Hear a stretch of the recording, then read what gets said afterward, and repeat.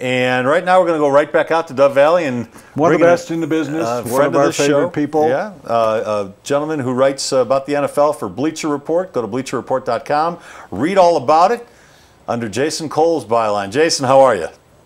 I am fantastic. What's going on, guys? Not a whole lot. So, what do you mean? Why are we talking? Okay, a whole lot. A whole lot. It's an easy way to answer the question. Jason, you're out at Dove Valley. You watched the Broncos practice today. Is there anything that stands out to you, especially compared to years past, because you visited here just about every year? Well, I would say, look, obviously the offensive changes are there, and the fact that they're going to do more with the quarterback moving and how that's going to function. You know, that's obviously a major question here.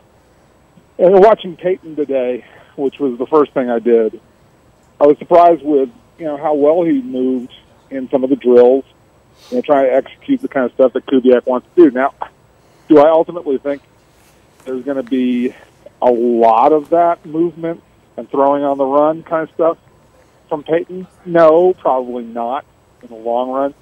But there's going to be enough of it to say that this is more than Peyton has done in a long, long time, if he's ever really done it at all. And so that's going to be very interesting for me to watch.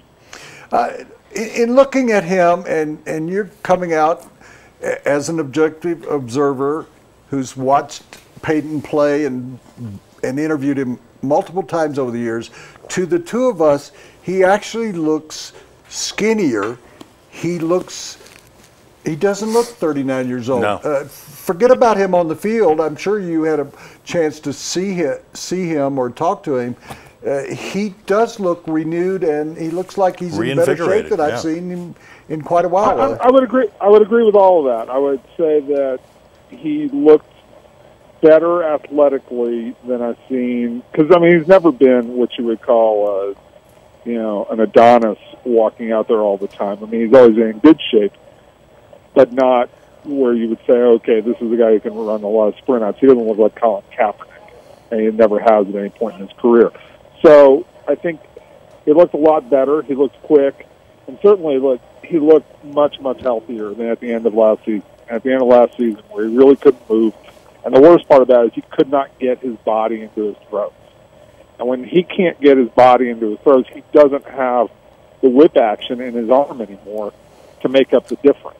And, he's got to be able to get his hips and his legs into every throw to get as much energy as possible into that toss. Otherwise, when he can't, you get what Indianapolis did in the playoff game, where they basically sat on all the stuff in the middle of the field and forced him to throw that outside stuff, and which was just not very dangerous. Jason, as somebody who has watched Peyton his whole career, and as somebody who follows the quarterback position very closely, people should know you are helping John Elway right now write his autobiography. Do you think Peyton is going to handle this transition well? And I'm not talking necessarily about the on-the-field stuff. I'm talking about the fact that in years past, at least here in Denver, people have tiptoed around Peyton. Peyton pretty much had his way offensively and in the locker room. But now, John Elway and Gary Kubiak have, let's say, taken more control of the proceedings at Dove Valley. And although Peyton is still a star player, he's more of a role player and not the uber teammate out there anymore. Do you think Peyton will handle that well? Look, I think Peyton at the end of the day wants to win. And he knows how important it is in his legacy to try everything he possibly can to win another Super Bowl, because he knows that people are going to hold it up against him that, oh, you only ever won one Super Bowl, that affects your legacy. And I think it's kind of silly sometimes, because he's still one of the 5 or 6 greatest quarterbacks ever to play this game, and you can put him in any order. Some people might put him number 1. Some people might put him number 6. I don't think it really much matters, because we're splitting some very fine hairs. But at the end of the day, when you're talking about, will Peyton Manning swallow up his ego sometimes, give way to what Gary Kubiak and ultimately John Elway want, if he thinks it will help the team win and it will functionally work? Yeah, I think he'll do that. He may not always like it. It may be a little bit grudgingly. He may, in his own private, in the recesses of his brain second guess it a little bit, but he'll do it, and he'll make it work the best way he possibly can, because I think in a lot of ways Peyton is ultimately a good soldier above all things else. To follow up on that, Jason, John Elway was primarily responsible for Peyton Manning coming here. I believe that they've had conversations as quarterbacks over the period of time he's been here.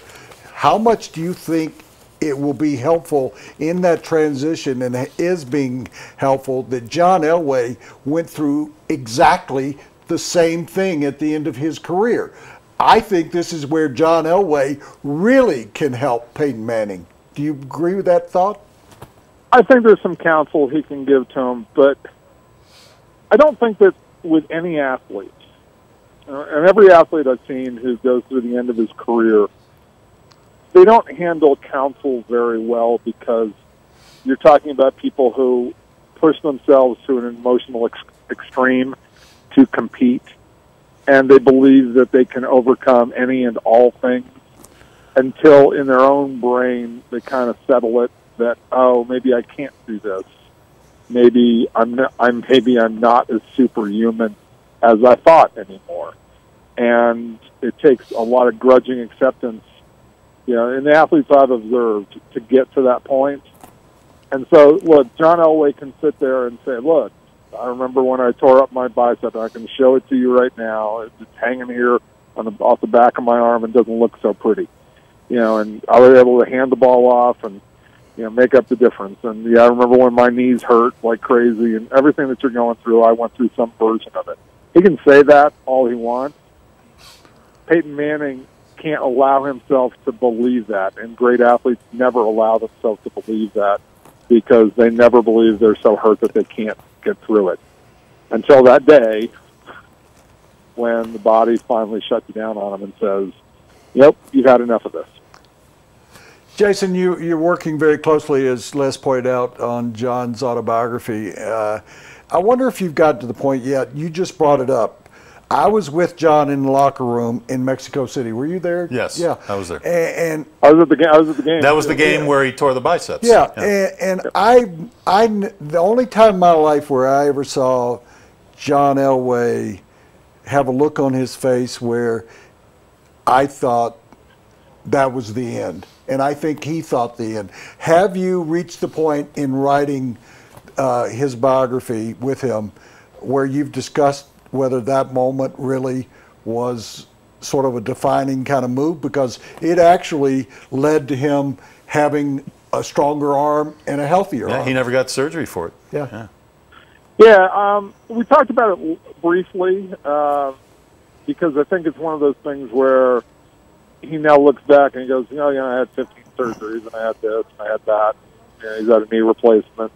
Now he's dealing with it. I guess he banged up his knee again. They're doing something, so he's doing some rehab now.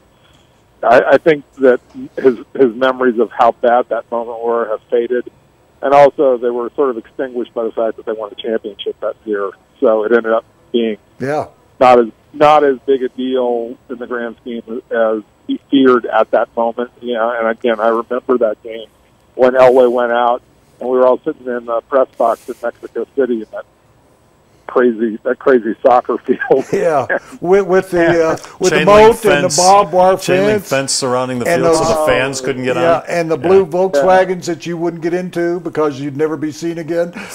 Yeah, that was a fantastic scene. And then to say that, wow, he had a biceps injury, what does that mean? And all of a sudden, I wasn't even covering the Broncos. I was covering the Dolphins that they were playing.